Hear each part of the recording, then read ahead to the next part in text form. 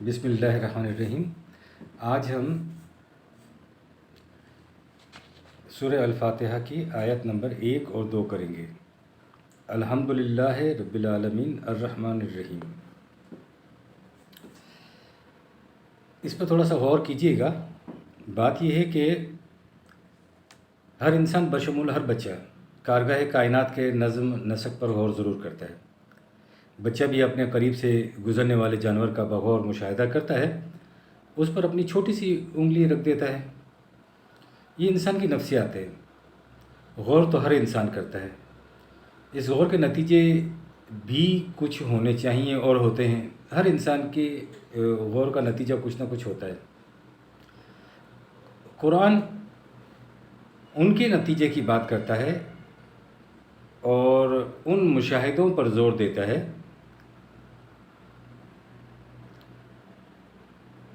جو یہ سوچتے ہیں، دیکھتے ہیں کہ ہر شے کی نشو و نما کے لیے سامان آسمانوں اور زمین میں بکھرا پڑا ہوا ہے، اور وہ یہ بھی دیکھتے ہیں کہ بلا مزد و معاوضہ ہر ایک کو ملا ہوا ہے، اور ہر انسان یہ چیز ہر روز دیکھتا ہے کہ ہر شے اپنے نقطۂ آغاز سے بتدریج مقام تکمیل تک پہنچ جاتی ہے۔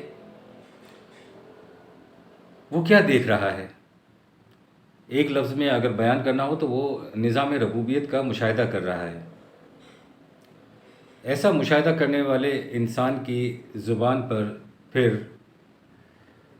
بے اختیار کلمات تحسین و آفرین نہیں آ جائیں گے تو پھر کیا ہوگا؟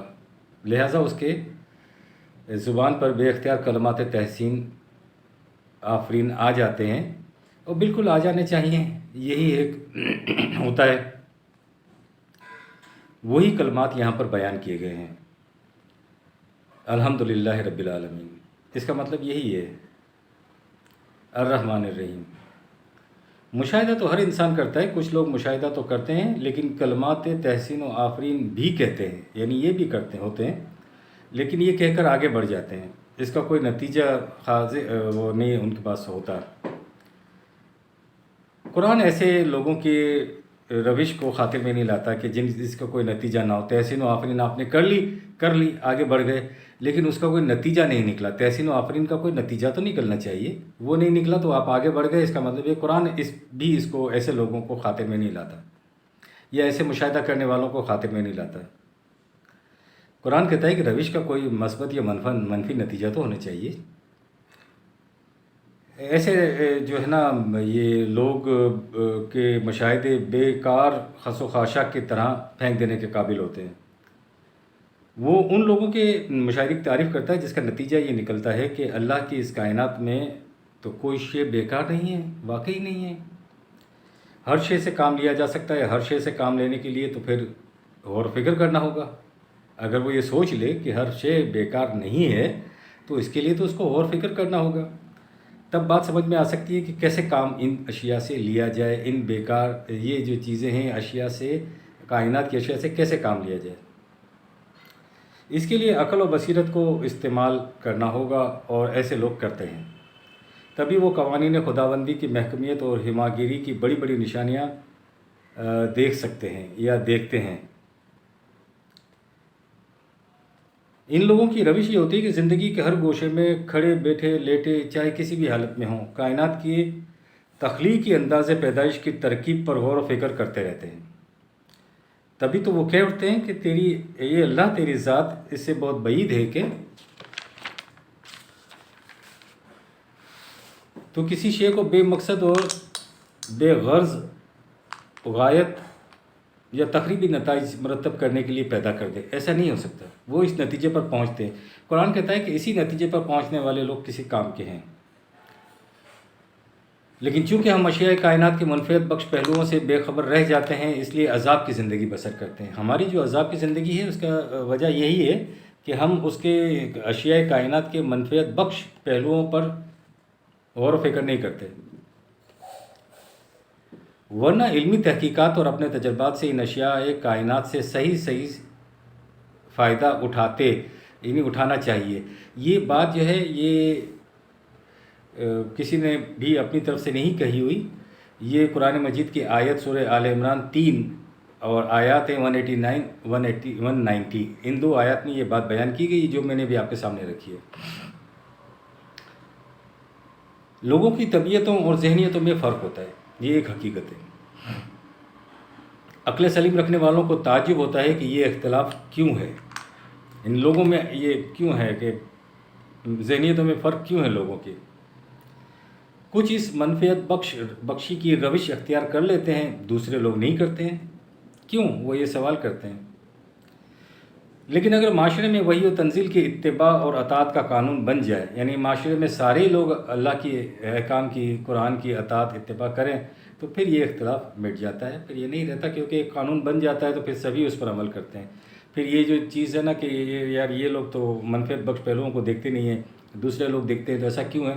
تو یہ چیز ختم کرنے کا ایک ہی طریقہ ہے کہ معاشرے میں اللہ تعالیٰ کے قانون کو نافذ کیا جائے تاکہ سب ایک قانون پر چلیں۔ اس طرح یہ اختلاف مٹ جاتا ہے۔ یہ اختلافات کیوں ہوتے ہیں،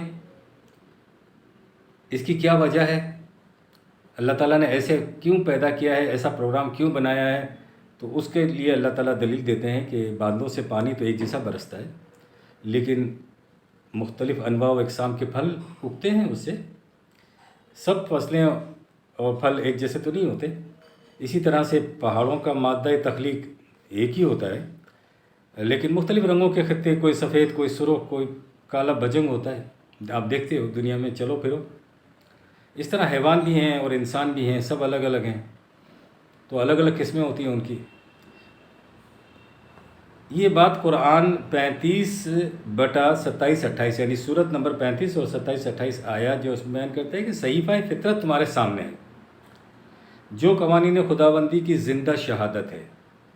یہ شہادات تمہارے سامنے کھلی ہوئی، بکھری ہوئی، ابھری ہوئی، نکھری ہوئی موجود ہیں، غور و فکر کرو، علم و بصیرت کے ساتھ ان کی عظمت کے سامنے جھکو۔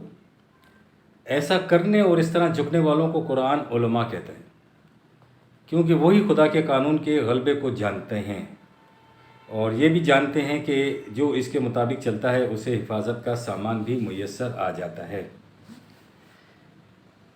اب اگر افراد پر مشتمل جماعت تیار کی جائے اور ایک ایسا معاشرہ متشکل کر دیا جائے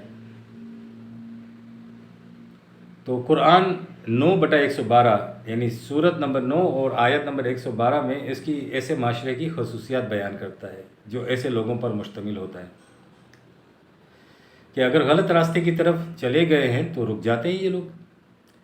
یہ نہیں ہے کہ غلط راستے پر نہیں جاتے یا ان سے غلطیاں نہیں ہوتی ہیں، واپس آ کر پھر صحیح راستے کی طرف سفر شروع کرتے ہیں۔ دوسری خصوصیت یہ کہ وہ لوگ قرآن میں دیے گئے قوانین کی اطاعت کرتے ہیں اور اپنی صلاحیتوں کو بروئے کار لاتے ہیں، اپنی صلاحیتوں کو پالش کرتے ہیں، اور پالش اس لیے نہیں کرتے، بروئے کار اس لیے نہیں لاتے کہ کچھ اور انہیں انتشار پھیلانا ہوتا ہے، بلکہ وہ اللہ کے متعین پروگرام کو آگے لے جانے کے لیے ان صلاحیتوں کو صرف کرتے ہیں۔ وہ انفس اور آفاق کی ہر شے پر غور کرتے ہیں، یعنی اس کائنات پر غور کرتے ہیں، لہٰذا وہ دنیا بھر کے سفر بھی کرتے ہیں، اس مقصد کو حاصل کرنے کے لیے وہ دنیا بھر کے سفر بھی کرتے ہیں اور امر بالمعروف و نہی عن المنکر کرتے ہیں۔ اس کا مطلب یہ ہے کہ جن قانون خداوندی، جن چیزوں کو، جن معاملات کو، جن کو صحیح تسلیم کرتا ہے ان کا حکم دیتے ہیں، اور جنہیں اللہ تعالیٰ کا قانون، اللہ تعالیٰ کی کتاب ناپسندیدہ قرار دیتی ہے تو ان سے روکتے ہیں اپنے معاشرے کے لوگوں کو۔ لب لباب یہ ہے کہ قوانین خداوندی کی حدود کی نگہداشت کرتے ہیں اور اس طرح آزادی کی زندگی بسر کرتے ہیں، نہ دوسروں کی آزادی کو سلب کرتے ہیں اور نہ خود اپنی آزادی کو سلب ہونے دیتے ہیں۔ ایسے مرد اور خواتین، مرد و زن، انہیں مومنین کہا جاتا ہے، اور آخرت کی بشارتیں، جنت ایسے ہی لوگوں کے لیے ہوتی ہے۔ تو یہ ہے الحمدللہ رب العالمین الرحمن الرحیم کا مفہوم۔ تو اس کا میں نے آپ کو لفظی ترجمہ تو نہیں بتایا، لیکن یہ ہے کہ میرا خیال میں یہ تفصیل اور تشریح یا جو مفہوم میں نے آپ کو بتایا ہے تو پھر اس میں کوئی قباحت نہیں رہ جاتی ہے، سمجھنے میں کوئی کمی نہیں رہ جاتی۔ کہ الحمدللہ رب العالمین الرحمن الرحیم کیوں کہا جاتا ہے؟ ربنا تقبل منا انک انت السمیع العلیم۔